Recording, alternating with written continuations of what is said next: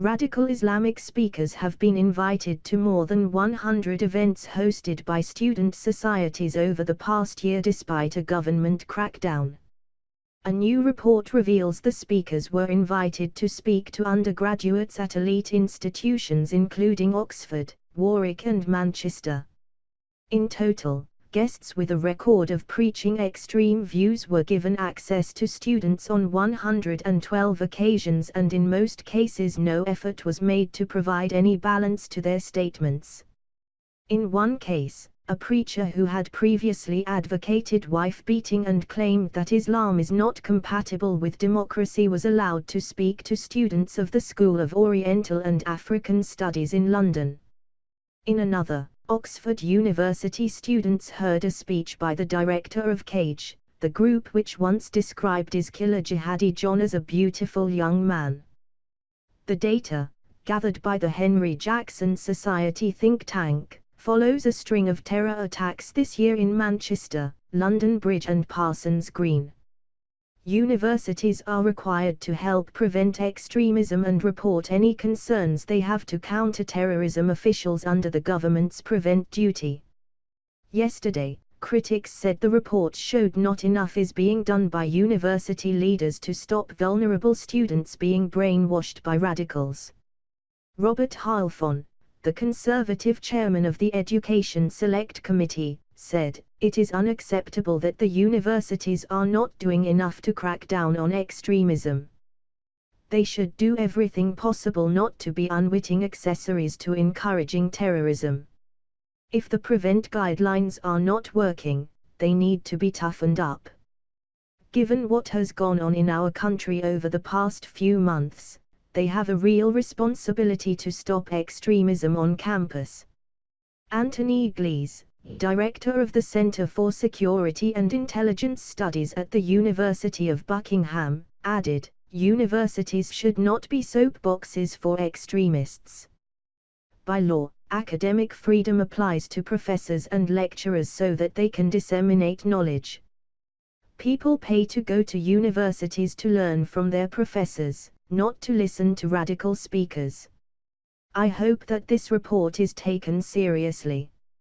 Universities have a duty of care to students and they need to exercise their authority. The events in Manchester and London mean universities cannot pretend that terror is not a threat. It is unacceptable that some appear to be failing to crack down on extremism. Clearly, the prevent guidelines are not working. Universities whose student societies invited extreme speakers also included King's College London and Queen Mary London. In every case, the universities themselves were not involved in the invitations as the events were organized by individual student groups, mostly the unions or the Islamic societies. Often they were held on venues off campus, with Facebook and Twitter used to publicize them. The Higher Education and Funding Council for England, HEFS, has found that the majority of universities are satisfying the statutory requirements of the prevent duty. The Henry Jackson Society said its findings suggested more stringent guidelines were needed. It said in all but one of the cases uncovered, the speakers were allowed to disseminate their views without being challenged. They said the events featuring extreme speakers and organizations were routinely advertised to students through social media pages. At a university level, the School of Oriental and African Studies, SOAS, played host to the most events, 14. Many of the events were attended by the same speakers, with the 6 most prolific speakers accounting for 52.7% of the events. Report author Richard Black, who attended Oxford himself, stated, "Universities are upholding their legal duty towards prevent.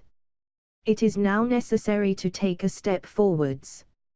Extreme speakers and organizations have been regularly holding events on campuses, and advertising them to students through social media pages. In most instances, these events have been unbalanced in nature, meaning that speakers are disseminating their views without being challenged. Only a joint effort by university staff, Students, event organizers and practitioners from across civil society will ensure that extremism is challenged robustly. Nick Hillman, of the Higher Education Policy Institute, added, "These are intensely difficult issues, especially for autonomous universities at the forefront of free debate and new knowledge. However, the law and regulations are clear and students and universities need to ensure they are applied in full." Our recent survey of free speech issues among students showed they are confused about these issues and also remarkably impressionable. So universities could usefully discuss what is reasonable and what is harder to defend with their students, especially their freshers arriving on campus now. A Department for Education spokesperson said, "There is no place at universities for those who spread hate or seek to justify terrorism." While these institutions have a responsibility to protect free speech, they are legally required to protect students by risk assessing speakers and putting in place formal support systems, as set out in the Prevent Duty. Many universities are going above and beyond this, but any report that the duty is not being followed will be investigated by the university's regulator HEFS. However, this is a job for us all and we are continuing to work in partnership with communities of all faith backgrounds to challenge those who spread hatred and intolerance. So as Registrar Paula Sanderson said, "We take our duty of care to our community and our legal obligations very seriously." SOAS hosts hundreds of speakers every year and has a robust policy and code of practice for events held on campus. We also conduct due diligence on all such activities. Indeed, our policy was given a high rating last year by the Henry Jackson Society. The events referred to in the Henry Jackson report were held under the auspices of student societies at SOAS. They were legal.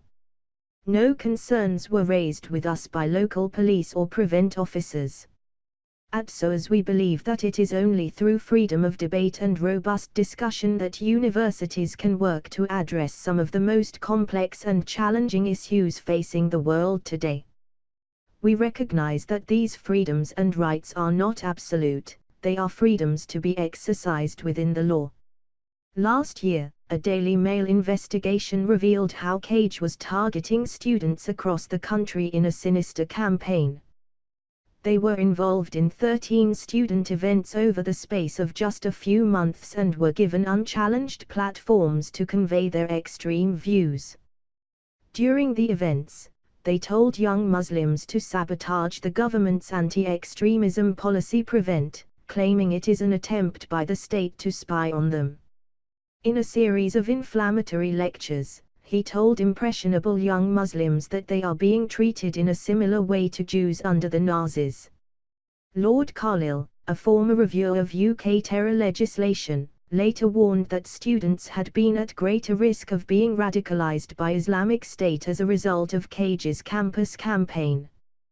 The Mail also exposed how Egyptian cleric Fadel Solomon spoke at 5 student events in 2015, using them to refer Muslim students to an online lecture series in which he speaks in favor of hitting women and outlines the Islamic case for sex slavery and polygamy. Following the furore, Oxford Vice-Chancellor Louise Richardson said she would still be open to allowing CAGE speakers to meet Oxford students. She said, "We need to expose our students to ideas that make them uncomfortable so that they can think about why it is that they feel uncomfortable and what it is about those ideas that they object to. And then to have the practice of framing a response and using reason to counter these objectionable ideas and to try to change the other person's mind and to be open to having their own minds changed." Richardson said that provided organizations such as CAGE can be countered, "I think that we should let them be heard."